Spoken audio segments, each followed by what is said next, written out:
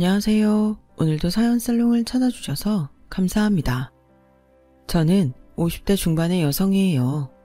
사연을 듣고 있노라면 그분들 이야기가 제 이야기처럼 집중하게 되고 그러면서 울었다 웃었다 하네요. 오늘은 저희 부부와 시댁 사이에서 있었던 일을 이야기하려고 해요. 저는 평범한 중산층 가정에서 자랐어요. 부모님은 제가 원하는 건 잘 들어주시고 두 분이 하실 수 있는 선에서 다 해주셨어요. 하지만 한 가지는 꼭 짚고 넘어가셨어요. 혜정아, 엄마 아빠는 우리 혜정이 많이 사랑하니까 원하는 건 다 해주고 싶어. 하지만 우리 집 형편으로 안 되는 건 안 돼. 그런 걸 해달라고 억지 쓰면 안 돼. 그리고 대학에 들어간 다음에는 네가 독립할 수 있도록 힘을 길러야 된다. 대학 졸업한 다음에는 엄마 아빠한테 손 벌리면 안 돼. 그때는 다 큰 성인이니까. 알았지?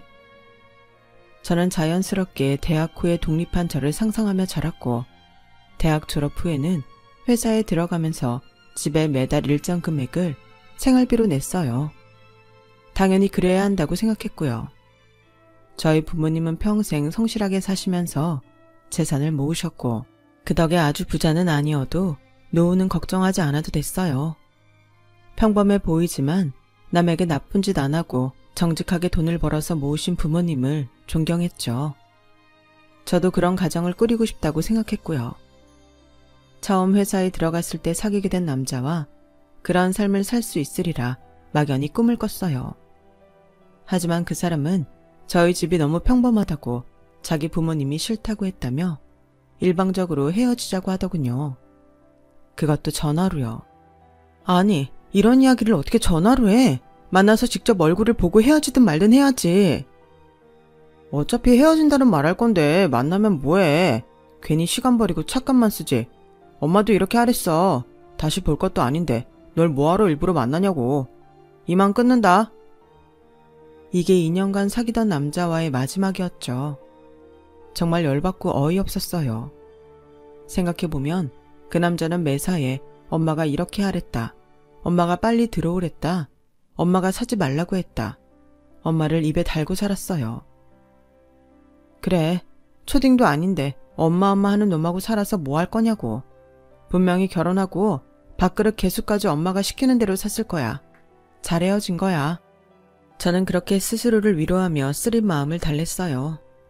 하지만 그 후로 좀처럼 남자를 사귈 수가 없었어요. 어째 이놈도 저놈도 다 마마보이처럼 보였고 자기가 버젓이 돈을 버는데도 부모님한테 돈을 더 타다가 차를 사거나 명품 옷을 사는 남자들도 있었거든요. 그런 사람을 보면 어쩐지 한심하게 느껴졌어요. 전 남자친구 일이 있어서 그런지 더 싫어하게 됐고요. 그러다가 30대 초반에 회사 동료 소개로 남편을 만나게 됐어요. 저보다 2살 많은 남편은 한심한 남자 부류가 아니었어요. 첫 만남부터 어쩐지 진중한 태도가 뭔가 있는 척하고 꺼불거리며 거들먹대는 남자들과는 달랐어요. 저는 남편에게 호기심이 생겨서 먼저 다음에 또 만나자고 했고 그렇게 몇 번 더 만나보다가 사귀는 사이가 됐어요. 남편은 확실히 또래와는 다른 사람이었어요. 매사에 신중했고 남의 시간도 귀한 걸 알았고 돈을 아낄 줄도 알았어요. 한 번은 제가 통장 정리를 하다가 한숨을 쉰 적이 있었어요. 아, 진짜 맨날 아껴 쓴다고 하는데도 어디로 돈이 새는지 정말 모르겠네. 왜 이것밖에 안 남지? 정기적으로 나가는 게 뭔지 그것부터 정리해. 생활비 통장하고 적금 통장 말고도 용돈 통장도 따로 만들어두면 내가 언제 돈을 많이 뺏어 쓰는지 알기 편해. 듣고 보니 그러네. 내가 월급에서 생활비만 부모님한테 드리면 다 끝난 줄 알았는데 그게 아니었어. 내가 쓰는 돈은 별로 신경을 안 썼구나. 그렇게 저는 제 돈 관리에 문제가 있다는 걸 알게 됐고 그 일로 남편에 대한 믿음이 더 커졌어요. 이 사람하고는 결혼해도 괜찮겠다는 마음이 들었죠. 자기가 버는 것보다 더 많이 쓰면서도 명품만 찾는 남자들도 많은데 남편은 꼭 부모님을 보는 것처럼 성실하고 바른 사람이었거든요. 그래서 저는 그 다음에 만날 때 제가 반지를 준비해서 프로포즈를 했어요. 박윤식 씨, 저하고 결혼해요. 내가 나랑 살기로 한 거 후회 안 하게 해줄게. 아니, 그런 걸 먼저 해버리면 어떡해. 난 언제 프로포즈를 해야 할지 타이밍만 보고 있었는데 이렇게 훅 들어오는 게 어딨어? 그래서 안 할 거야? 그럴 리가 있어. 나처럼 재미없는 사람 좋다고 받아주는 여자를 내가 또 어디서 만난다고. 그건 다른 여자들이 남자 보는 눈이 없어서 그래. 윤식 씨 충분히 재밌고 좋은 사람이야. 그렇게 결혼을 결정한 저는 남편의 집안이 경제적으로 어떤지 아무것도 몰랐어요. 오로지 남편이라는 사람 하나만 보고 결심한 거니까요. 언뜻 남편이 막내이고 위로 형하고 누나가 있다는 말만 들었어요. 또 아버지가 좀 엄한 편이라는 게 제가 아는 전부였어요. 그러다 양가에 저희가 결혼한다는 소식을 알리고 결혼 준비를 시작하면서 처음 시댁에 인사를 가게 됐죠. 당시에는 드문 경비원이 딸리고 정원이 넓은 고급 빌라였어요. 겉에서 척 봐도 꽤나 으리으리해서 속으로 놀랐던 기억이 있네요. 남편은 한 번도 자기 집이 크다, 잘 산다 그런 말을 한 적이 없었거든요. 시부모님은 첫인상이 조용하고 인자했지만 어딘가 쉽게 범접할 수 없는 느낌을 갖고 있었어요. 그날 식사를 마치고 시어머니가 내주시는 과일을 제가 받아서 시아버지 앞에 놓아드리는데 시아버지가 이렇게 말씀하셨어요. 너희 신혼집은 어떻게 할 생각이냐? 그건 제가 알아보고 있어요, 아버지. 알지? 나는 네 형하고 누나 결혼할 때도 집 사는데 한 푼도 안 보태줬다. 그래서 곧 들어올 새애기도 알아두라는 뜻에서 말하는 거야. 신혼집은 니들 능력되는 선에서 알아서 하는 거다. 내 말 알겠지? 물론이죠, 아버님. 저희 둘 다 성인이잖아요. 저희가 살 집인데 당연히 저희가 감당할 수 있는 선에서 해야죠. 저희 둘만의 힘으로요. 어떻게 되든 윤식 씨하고 잘해볼게요.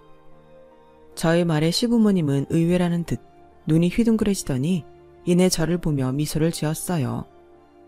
네 말이 맞다. 지금은 그 마음으로 젊은 시절은 할 수 있는 데까지 헤쳐나가보는 거다. 라며 시아버지는 웃으며 저를 바라보셨어요. 애초에 저는 부모님께 손 벌리면서 무리하게 혼수를 할 생각도 없었기 때문에 당연하다고 생각했는데 시부모님이 그런 저를 좋게 보시는 것 같아서 저도 기분이 좋더라고요. 시어머니는 그래도 못내 마음에 걸리셨는지 제가 집을 나설 때 살짝 이렇게 말씀하시더라고요. 우리가 한 말 서운하게 생각하지 마라. 이게 다 너희 앞날에 더 도움이 되라고 믿기 때문에 결정한 거야. 살다 보면 우리를 이해할 날이 올 거다. 별 말씀을요. 저희 부모님도 대학만 졸업하면 다 네 힘으로 살아야 한다고 하셨는데요. 저는 회사 들어가서부터 지금까지 꼬박꼬박 매달 집에 생활비 내고 있어요. 어차피 저희가 번 돈도 아니고 부모님들 거잖아요. 제가 서운할 게 뭐가 있어요. 윤식 씨도 돈도 균형 있게 쓸 줄 알고 쓸데없는 사치를 부리지 않기 때문에 결혼을 결심한 거예요. 아주 교육을 제대로 받았구나. 우리 윤식이가 처복이 있네. 라며 시어머니는 한층 더 얼굴이 밝아지셔서 저를 배웅하셨어요. 알고 보니 시아버지는 작은 식품회사를 운영하는 분이었어요. 젊을 때 시아버지의 부모님이 파산한 후 대학을 그만두고 큰 재래시장 안에 있는 오래된 맛집에서 일을 시작하셨다고 해요. 일생 동안 한 번도 해본 적 없는 일들이고 그때까지 쓸 줄만 알고 사셨기 때문에 모든 게 너무 힘드셨다고 해요. 하지만 시아버지는 맛집 사장님인 할머니가 돈을 벌고 관리하는 것과 음식 재료는 아끼지 않고 쓰면서 인심 좋게 베푸는 걸 보며 많은 걸 배우셨다더군요. 거기서 주방 청소하고 채소 다듬는 것부터 시작해서 오만 굳은 일 안 해본 게 없다고 하셨어요. 그렇게 열심인 시아버지에게 맛집 할머니가 자식들한테도 알려주지 않는 비법을 시아버지한테 알려주셨고 그걸 바탕으로 시아버지는 오늘과 같은 회사를 만드셨다고 해요. 작지만 음식 맛으로는 어디에도 뒤지지 않는 곳이라고 했어요. 시아버지는 본인이 겪으셨던 일 때문에 자식들이 훗날 어려움에 처하더라도 잘 이겨낼 수 있도록 엄격하게 철칙을 세우셨던 것 같아요. 하지만 저희 마음에 드는 신혼집을 구하기는 생각했던 것보다 더 어려웠어요. 아무래도 서울은 무리라는 생각에 저희는 남들처럼 서울의 20여 평 아파트 이런 기준을 다 포기하고 서울과 가까운 경기도에 지은 지 얼마 되지 않은 작은 아파트를 전세로 구했어요. 집을 계약하고 난 다음에 얼마나 뿌듯했는지 몰라요. 윤식 씨, 여기가 우리가 앞으로 살 곳이야. 이 아파트 단지 놀이터 봐. 너무 괜찮지 않아? 우리 애들이 여기서 뛰어놀 게 막 상상이 돼. 그래, 우리 여기서 잘 살고 돈 모아서 더 넓은 데로 이사 가자. 남편도 저만큼이나 신이 나서 흥분해 있더라고요. 그렇게 많이 웃는 남편을 처음 봤거든요. 지금 생각해도 그때 틈만 나면 집에 물건 하나하나 닦고 예쁘게 장식하고 오만대 다 광내며 쓸고 닦느라 애썼나 몰라요. 순전히 저희가 번 돈으로 마련한 집이었기 때문에 더 그랬던 것 같아요. 저는 남편도 시부모님도 이렇게 저랑 잘 맞고 반듯하니까 남편 형과 누나도 그럴 거라고 막연히 생각했어요. 하지만 두 사람은 영 딴판이었어요. 저희가 결혼하고 처음으로 시댁 식구들과 한자리에 모였을 때였어요. 그때 아주버님이 대뜸 이러더라고요. 아버지, 이제 우리 집 사줄만 하지 않아요? 애들도 점점 커가고 저 직장도 서울 한복판인데 언제까지 경기도 변두리에 살 수는 없잖아요. 아시다시피 지금 제 능력으로는 서울에 집 구하기 힘들어요. 그러니까 아버지가 좀 해주세요. 난 그럴 생각이 없다. 니네 집 사줘야겠다고 생각한 적 한 번도 없다고. 너 나한테 맡겨놨냐? 아주 내놓으라는 식으로 말하는구나. 제가 자식인데 이 정도 말도 못해요. 그리고 아버지 손주들 좋은 학교 보내야죠. 둘 다 사립초등학교 보내야 하는데 아버지가 이렇게 비협조적으로 하시면 어떡해요? 내가 손주들 교육까지 책임져야 되는 거냐? 난 아무 상관 안 할 테니까 니네 알아서 해. 어떤 학교를 다니든 자기들 할 탓이다. 그러자 형님이 불만 가득한 표정으로 아버님, 솔직히 저희 지금 사는 집도 친정에서 돈 보태줘서 한 건데 이제는 좀 도와주세요. 솔직히 이 사람 결혼할 때도 집도 안 사준다고 하셔서 다들 결혼하지 말라고 했어요. 그런 시댁이 어딨냐고요. 저 친정 부모님 볼낯이 없어요. 제가 이 사람하고 살면서 아무 덕 본 것도 없고 이게 뭐예요? 결혼을 누구 덕 보라고 했냐? 난 그런 생각하는 며느리는 싫다. 시아버지가 강하게 나오자 아주버님은 아주 욱하더군요. 아니, 그럼 지금 저보고 이혼이라도 하라는 거예요. 어떻게 자식한테 그런 말을 하세요? 그만큼 내 뜻은 변하지 않는다는 말이야. 니들 능력에 맞게 살아야지. 애들 교육을 처음부터 무리하게 하다 보면 나중에 빚만 느는 건 당연한 거 아니냐. 시어머니는 아무 말도 안 하고 계셨지만 표정으로 시아주버님과 형님 편을 들지 않는다는 걸 보여주셨어요.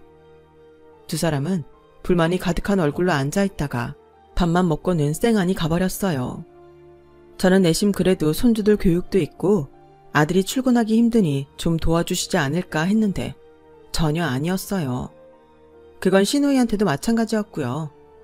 시누이도 결혼할 때 자기가 모은 돈만큼만 혼수를 해서 가져갔다고 해요.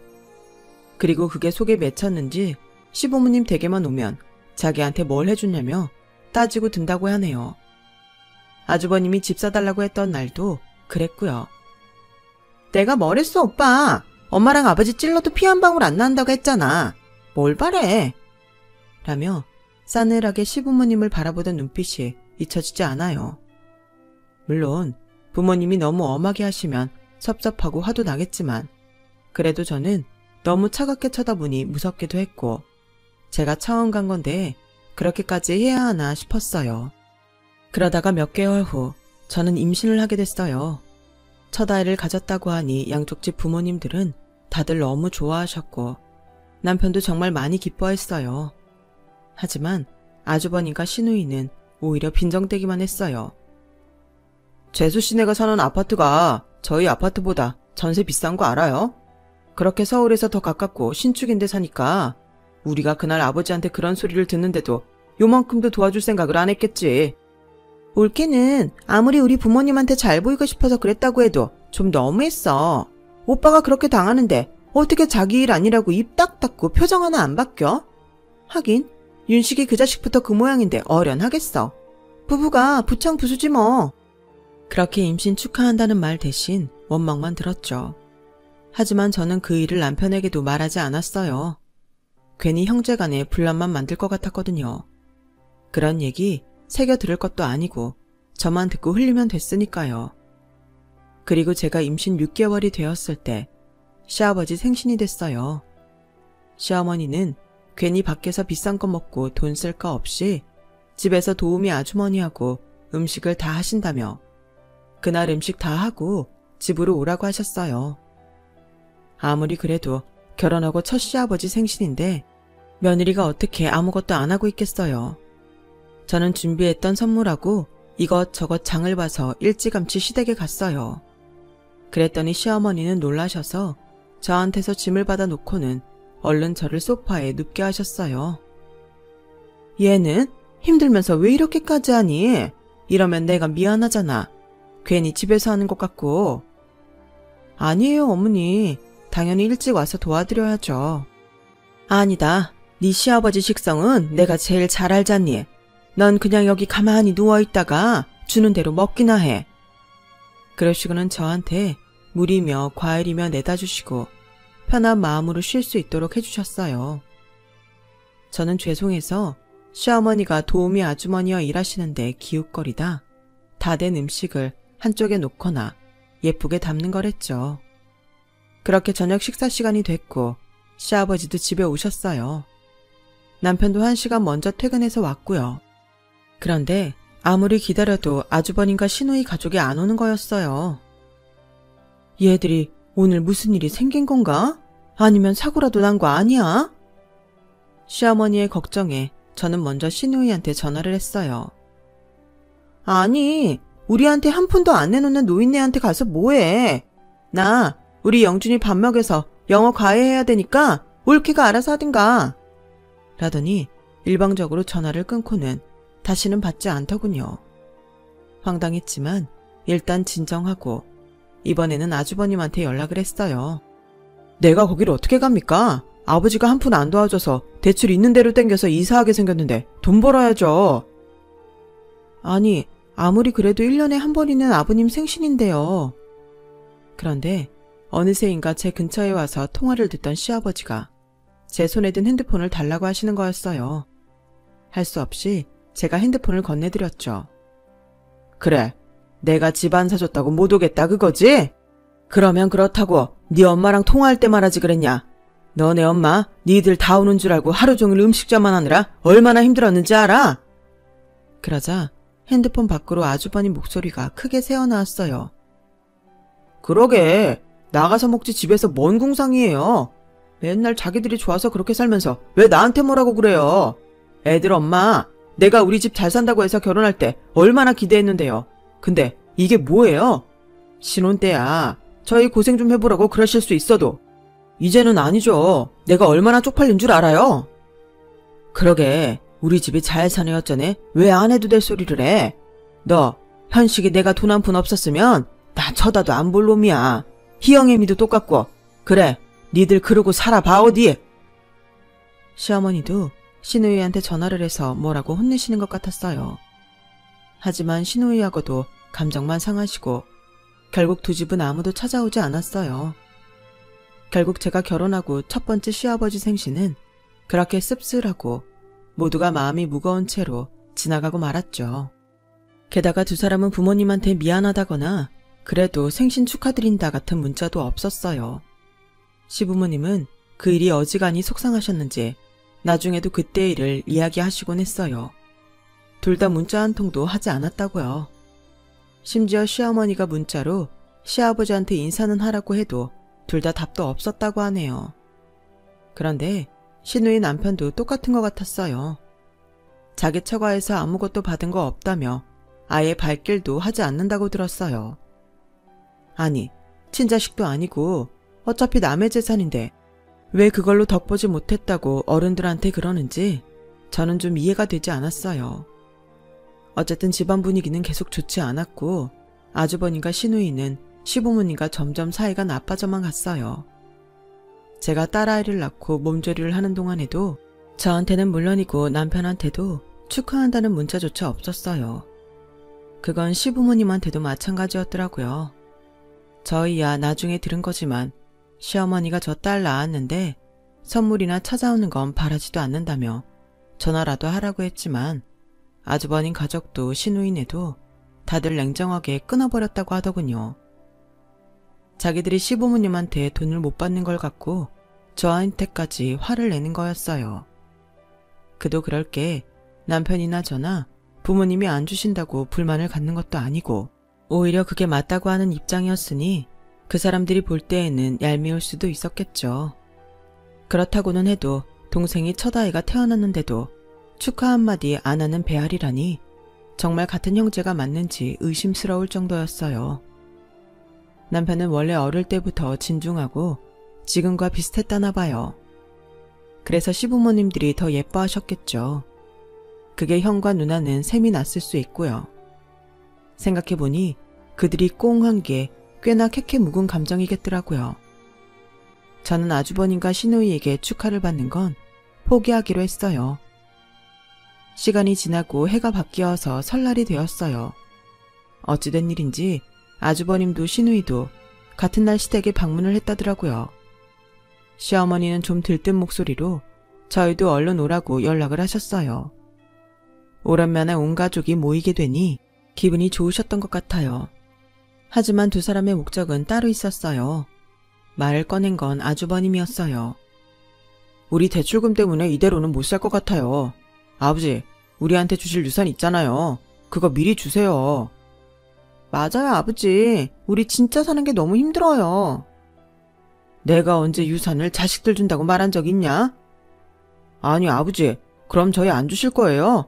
뭐 좋은 일이라도 하실 생각이에요? 우리는 어쩌고요? 오빠 말이 맞아요. 우리 안 주시면 어떡하실 건데요? 니들 자꾸 돈 얘기할 거면 다 나가라.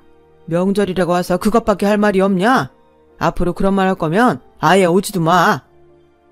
시아버지는 호통을 쳐서 아주버님과 시누이 가족을 쫓아냈고 그 뒤로 가족관계는 더 냉랭해졌어요. 두 집은 정말 그 이후로 시댁의 발길을 딱 끊었고요. 그러다 저희 집에도 어려움이 닥쳤어요. 남편 회사가 구조조정을 하기로 했고 남편 부서 사람들에게 대거 권고사직을 했거든요. 남편은 결국 회사의 압력에 사표를 내고 말았어요. 정말 눈앞이 캄캄해지더라고요. 아이한테 앞으로 계속 돈 들어갈 일만 있는데 우리가 과연 잘 헤쳐나갈 수 있을지 겁부터 났죠. 하지만 남편은 언제나 그랬듯이 묵묵히 진중하게 새 일자리를 알아봤고 그러면서 자기가 할 수 있는 알바는 뭐든지 하기 시작했어요. 택배에 대리운전에 정말 굳은 일 마다 않고 다 하더라고요. 저도 가만히 있을 수는 없어서 다른 집 아이들을 봐주기 시작했어요. 아이하고 떨어지지 않으면서 할 수 있는 일은 그것밖에 없었죠. 사실 친정 부모님한테라도 이야기해볼까 했지만 남편이 시댁에 말 한마디 없이 매일 힘든 일을 하러 나가는 걸 보면 저도 입을 다물게 됐어요. 제가 계속 양쪽 집 부모님한테 말이라도 해볼까 망설이고 있자 남편은 그런 제 마음을 눈치채고 말했어요. 우리 결혼할 때도 우리 힘만으로 다 해냈잖아. 이번에도 그럴 수 있어. 나 믿고 기다려줘. 알아. 당신 믿지. 왜 안 믿어? 당신이 너무 힘들어 보이니까 마음이 흔들리긴 해. 그러니까 건강 잘 챙겨야 돼. 당신 쓰러지면 끝이야. 걱정 마. 나는 슈퍼맨이라니까. 남편은 평소 하지도 않던 농담까지 하며 제 기분을 풀어주려고 했고 저도 그 마음이 느껴져서 같이 웃고 말았어요. 남편은 밖에서 아무리 힘들어도 집에 와서 화내는 법이 없었고 그 힘든 시간에도 늘 전처럼 한결같았어요. 그런 남편이 저는 너무 믿음직스러웠죠. 저희가 서로를 위하고 힘주면서 지내는 때에 어디서 들었는지 아주버님이 남편이 권고사직을 했다는 말을 듣고 연락을 해왔어요. 그런데 어떤 위로도 없이 빈정거리는 말뿐이었어요. 윤식이 너 아버지 흉내내고 고든 척하더니 회사 쫄딱 망해서 쫓겨났다며? 너 그런 힘든 일을 해도 아버지 안 도와주시지? 그러게 왜 우리 편 안 들고 고고한 척해서 그런 꼴을 당하냐? 정신 차려 임마. 할 말 다 했으면 끊어. 난 형한테 할 말 없어. 라며 남편은 아예 상대도 하지 않고 전화를 끊어버렸어요. 시누이는 예전이나 다름없이 전화 한 통 없었고요. 그러던 어느 날 제 몸에 이상이 느껴졌어요. 자꾸 피곤하고 목 임파선 부위가 붓는 것 같고 그렇더라고요. 밖에서 힘들게 고생하는 남편 걱정할까봐 몰래 혼자 병원에 갔죠. 그랬더니 의사는 너무 뜻밖의 말을 하더라고요. 갑상선 종양이 있는데 선종일 가능성이 커요. 그래도 수술을 해서 조직 검사를 해보는 게 가장 좋습니다. 가능한 빨리 수술 날짜 잡으시죠. 엎친데 덮친다고 왜 이럴 때 몸에 이상이 생긴 건지, 그것도 왜 종양이 있는 건지 저는 괜히 모든 게 다 원망스럽더라고요. 혼자 감당하기에는 너무나 큰 문제였고 누구한테라도 위로를 받고 싶었어요. 그래서 결국 남편한테 털어놓고 말았죠. 너무 미안해. 내가 일만 하다 보니까 당신 아픈 것도 모르고, 내가 회사만 안 잘렸어도 당신이 스트레스 안 받고 아프지도 않았을 텐데 정말 미안해. 아니야. 그런다고 다 아픈가? 아니잖아. 내가 당신 보고는 건강하라고 해놓고 내 건강은 못 챙겼어. 당신이 혼자서 처자식 먹여 살리겠다고 얼마나 노력하는지 다 알아. 나 진짜 괜찮아. 일단 수술 빨리 하고 조직검사 해보면 된대. 그리고 수술날 남편과 함께 병원에 갔죠. 아이는 잠깐 친정엄마한테 와달라고 해서 봐주기로 하셨고요. 그렇게 떨렸는데도 남편이 옆에 있으니까 마음이 편해지더라고요. 시부모님들도 굉장히 걱정해 주셨고, 수술 받고 하루 입원했는데도 두 분이 다 오셔서 위로해 주셨어요. 저는 수술 경과는 아주 좋았고 조직검사 결과를 보기 위해 한 달 뒤에 병원에 다시 오라는 말을 들었어요. 그 무렵 시댁에서 증조부님 제사가 있었어요. 아무리 서로 안 보고 사는 아주버님과 시누이지만 전에는 제삿날에는 왔기에 이번에도 그럴 거라고 생각했어요. 시어머니는 제가 아예 부엌 근처에 얼씬도 못하게 하시고 도우미 아주머니와 둘이서 그 많은 음식을 다 하셨어요. 그런데 제사 시간이 가까이 다가오는데 아무도 오지 않더라고요. 저는 결국 전화도 잘 하지 않던 형님한테 연락을 했어요. 그런데 제 전화를 받자마자 끊더니 그 다음부터는 핸드폰이 꺼져 있다는 말만 나오는 거였어요. 저는 어쩔 수 없이 아주버님한테 연락을 했어요. 아주버님은 한참이나 신호가 간 다음에야 전화를 받더니 대뜸 이러더군요. 재수씨, 전화를 안 받으면 안 오나 보다 해야지 왜 이렇게 눈치도 없어요? 아주버님, 오늘 증조부님 제사인데 혹시 잊으셨어요? 저 회사에서 일하는 사람이에요. 윤식이처럼 잘려서 막노동이나 하는 한가한 사람 아니라고요. 우리 집사람도 애들 보랴 문화활동하랴 바쁘다고요. 재수씨는 어디 나가지도 않잖아요. 그냥 재수씨가 옆에서 엄마 도와주세요. 듣자 하니 뭐 어디 아프다고 잘하던 놀이방도 내팽개쳤다면서요. 아니, 안 오시면 안 오신다고 하면 되지 왜 제가 아픈 것까지 걸고 넘어지세요? 아프긴 뭐 아파요. 선종이라며요. 우리도 다 들었어요. 뭐 요즘 좀 어렵죠? 그런데 수술까지 했으니 돈이 엄청 쪼들리시겠네. 우리도 많이는 못 보내고 한 3만 원 보낼 테니까 윤식이랑 둘이서 알아서 부모님이랑 제사 지내요. 아니 아주버님, 그걸 지금 말이라고 하세요? 누가 3만 원 받자고 와서 제사를 드립니까? 너무 화가 나서 저도 모르게 소리를 버럭 질렀어요. 아픈 데다가 약 때문에 호르몬 문제도 있어 예민해진 상태라 평소에는 잘 넘어가던 일도 화를 내게 됐거든요. 그 말에 시부모님은 저한테 고개를 돌리셨고 대충 상황을 눈치채신 시아버지는 전화를 그냥 끊으라고 하셨어요. 시어머니는 고개를 절레절레 흔들며 부엌으로 도로 들어가셨고요. 저는 얼른 부엌에 따라 들어갔죠. 미안하다. 우리가 턱이 없어서 너희한테까지 이런 불편을 끼치는구나. 그런 게 어딨어요, 어머니. 저 괜찮아요. 그리고 많이 아픈 것도 아니니까 이 정도는 할 수 있어요. 시아버지는 그 이후 계속 아무 말씀이 없으셨어요. 저희는 가라앉은 분위기 속에서 제사를 지냈고 조용히 밥을 먹은 후 남편과 제가 뒷정리를 했어요. 시누이는 그때까지 전화도 안 받고 연락도 없었고요. 저희가 정리를 다 마치고 집에 가려는데 시아버지가 스피커폰으로 시누이한테 전화를 하더군요. 밤 12시가 넘어 전화를 하니 그제야 시누이는 전화를 받았어요. 아 진짜 왜 다 잘 시간에 전화를 해요? 너 2번 다시 내 앞에 나타나지 마. 내가 당장 죽어도 장례식장에도 오지 마. 나 회사 망해서 내 앞에 남은 거 하나 없으니까 절대 발걸음 하지 마. 이 나쁜 놈들.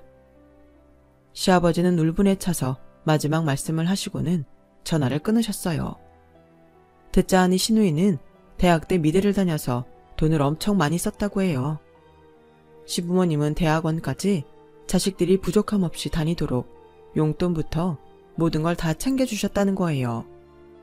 저는 시아버지가 대학 때부터 아예 돈을 안 주신 줄 알았는데 그것도 아니더라고요. 시누이는 원래 끈기가 없어서 이거 한다고 했다가 금방 다른 거 하고 또 관심이 시들면 다른 걸로 옮겨갔대요. 그 모든 걸 묵묵히 다 뒷받침해 주신 게 시부모님들이고요. 시누이는 안 해본 클래식 악기가 없고 심지어 무용까지 배웠다고 해요. 그런데도 결혼하고 애까지 낳아서 돈 안 준다고 저렇게 막 나가니 시부모님들도 얼마나 억장이 무너지실지 정말 상상도 안 됐어요. 그리고 며칠 후에 시아버지께서 갑자기 저희 집에 오셨어요. 시아버지는 딸아이를 꼭 품에 안으시고는 말씀하셨어요. 네가 고생이 많다. 막내인데도 큰아이 몫을 네가 하니 얼마나 힘드냐. 그래도 너랑 윤식이가 있어서 위로를 받는다. 저 하나도 안 힘들어요. 그리고 제 병도 별일 없을 거예요, 아버님. 윤식이 회사 그만둔 거라도 빨리 말하지 그랬냐. 그 사람도 부모님한테 손 벌리기 싫다고 어떻게든 자기가 혼자 해본다고 했고 저도 그러고 싶지 않았어요. 고집 세고 답답해 보이실 수도 있는데 여차하면 친정 부모님한테라도 말하려고 했지만 그 사람이 자기가 잘 해낼 수 있다는데 믿어야죠. 그리고 진짜 믿고 있어요. 시아버지는 제가 하는 말을 묵묵히 들으시고는 고개를 끄덕이셨어요. 그리고 딸아이한테 옷을 사주시겠다며 데리고 나가셔서 이것저것 많은 걸 사서 다시 데려오셨죠. 시아버지는 이런 식으로 저희한테 보태주시는 거라고 생각했어요. 절대 아무도 돕지 않으시겠다던 시아버지가 그렇게 해주신 게 너무 감사했어요. 그리고 며칠 후 생활비를 꺼내 쓰려고 통장 잔액을 확인하다가 저는 정말 놀라서 입을 틀어 막아야 했어요. 통장에 10억이라는 돈이 들어와 있는 거였어요. 너무 놀라서 확인해보니 보낸 사람이 시아버지더라고요. 아무래도 잘못 보내신 것 같아서 당장 시댁에 전화를 드렸어요. 저는 목소리가 떨려서 헛기침을 하며 시아버지께 말씀드렸어요. 아버님, 저희 통장에 돈이 입금됐는데요. 그게 잘못 보내신 거... 아, 확인했냐? 이제야 봤구나. 그거 내가 주는 거다. 너희가 묵묵히 성실히 하는데 부모가 돼서 어떻게 가만히 있겠냐. 자식이 다시 일어서게 해줘야지. 아버님. 아버님은 원래 자식들한테 이렇게 안 하시기로 하셨잖아요. 아니에요? 얘야, 진짜 힘들면 부모가 돕는 거다. 내가 앞뒤 사정 안 가리고 무조건 돈을 안 주는 거 아니야. 너희는 받아도 돼. 내가 현식이하고 혜경이는 먹고 살만 하면서 그러는 거 다 안다.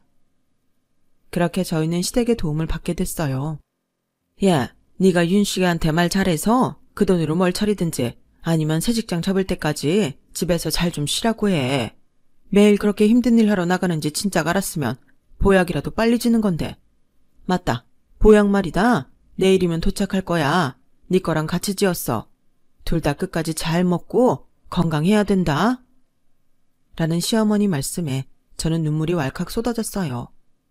새벽에야 집에 들어온 남편도 한약 그릇을 받아들고 눈물을 줄줄 흘렸죠. 남편은 그 다음날 대리운전이며 택배에 음식 배달까지 전부 그만두고 시부모님 말씀대로 여러 회사에 이력서를 보내고 면접 준비하는 데에 힘을 쏟았어요. 그 주말 저와 남편은 딸을 데리고 시댁으로 갔어요. 아버지, 정말 너무 감사해요. 다 제가 부족한 건데 이렇게 도와주셔서 정말 감사해요. 네가 그만두고 싶어서 그만둔 것도 아니잖냐. 니네가 다시 일어서면 되는 거야. 그게 갚는 거다. 네, 저 꼭 좋은 회사에 다시 들어갈게요. 그게 안 되면 아버지가 주신 돈으로 제가 할 수 있는 일을 찾아볼게요. 남편의 말에 저는 자꾸 눈물이 나왔어요. 저는 부엌에서 과일과 차를 준비하면서 시어머니께 감사하다고 했어요. 정말 감사드려요, 어머니. 이 은혜 안 잊을게요. 우리 부부 이제 70이야. 그런데 벌써 유산 달라고 난리치고 그걸로 부모 생일에 제사도 안 오는 녀석들한테 돈을 주면 그게 정상이니? 지금처럼만 살아. 그게 나한테 갚는 거야. 나도 네 시아버지도 그거면 된다. 남편은 고시 끝에 시아버지가 주신 돈을 잘 분배해서 딸아이 학자금 할 것과 비상금을 통장에 두고 나머지는 조금씩 주식과 부동산에 투자를 했어요. 그러는 사이에 남편이 면접을 봤던 회사에서 경력직에 합격했다는 소식이 왔고요. 저희는 너무 기뻐서 친정에서도 저희 가족을 다 초대해서 거의 잔치를 벌였어요. 그리고 시댁에서도 같이 밥 먹자며 저희를 부르셨고요. 돌아오는 주말에 저희 가족은 시댁에 갔어요. 시부모님은 남편한테 축하한다며 꽃다발도 준비해 주셨어요. 내가 백화점 가서 제일 좋은 소고기 사왔다. 우리 예쁜 손녀 좋아하는 과일도 사오고. 라며 시어머니는 한박 웃음꽃이 피셔서 좋아하셨어요. 그런데 갑자기 아주버님 부부와 시누이가 찾아왔더라고요. 시아버지 얼굴에서는 웃음기가 싹 사라졌고 시어머니는 세 사람이 거실에 못 들어오게 현관 앞에 버티고 서 계셨어요. 그네 너는 아무리 전화를 해도 통화가 안 되더니 어떻게 이런 귀한 걸음을 다 했냐? 너네는 어쩐 일이고? 에이, 왜 그래요, 엄마? 우리 다 알고 왔어요. 윤식이네 돈 줬다면서요. 저희도 도와주세요. 솔직히 이 사람 그동안 꼬박꼬박 명절마다 시댁 오느라 힘들어서 잠깐 쉬었던 거예요. 이 사람이 그동안 했던 거 생각해보세요, 엄마. 겨우 마지못해 와서 밥만 먹고 쌩하니 가버린 게 왔다고 유세하는 거냐? 그러자 형님은 시어머니 손을 잡더니 생글거리더군요. 어머님, 제가 언제 어머님 생신 잃어버리고 넘어간 적 있어요. 제가 바빠서 그런 거지 선물을 꼬박꼬박 보내드리잖아요. 꼬박꼬박 먹지도 않는 종합 비타민 한 통 보낸 거? 생각해줘서 무척이나 고맙다. 시어머니는 가소롭다는 듯 코웃음을 치며 형님이 잡은 손을 탁 치우셨어요. 그러자 아주버님과 형님은 표정이 굳었고 서로 쳐다보며 눈치만 보더라고요. 시누이는 안 되겠는지 시어머니 어깨 너머로 거실을 들여다보며 애교 섞인 목소리로 말했어요. 아빠, 나 이제 일주일에 한 번씩 꼭꼭 올게. 그러니까 지난 일은 그만 잊고 화해하자. 그러자 시아버지는 이제까지 들어본 적 없는 화가 난 목소리로 내가 뭐라고 했어? 다시는 이 집에 들어오지도 말랬지?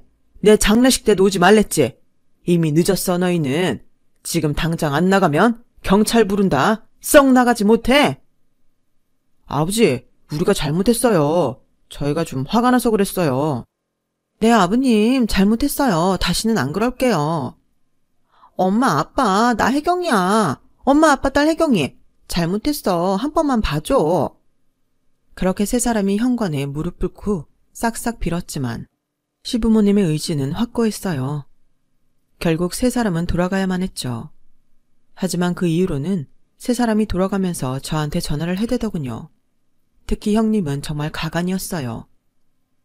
동서 뭐 잘 먹어? 내가 맛있는 거 사줄까? 저 잘 먹고 있어요. 저기, 아버님 어떤 음식 제일 좋아하셔? 백화점에서 파는 거면 다 괜찮으려나? 형님, 결혼하신 지가 언젠데 아직도 아버님이 뭘 좋아하는지도 모르세요. 그리고 저한테 아무리 이러셔도 소용없어요. 이만 끊을게요. 그러고 저는 형님 전화를 차단해버렸어요. 정말 밤이고 낮이고 시도 때도 없이 전화를 했거든요. 자기 이익을 위해서라면 남의 사정 따위는 아랑곳하지 않는 게 너무 화가 나더라고요. 그 이후로 아주버님과 시누이는 발바닥에 불이 나도록 시댁에 와서 빌고 또 빌었어요.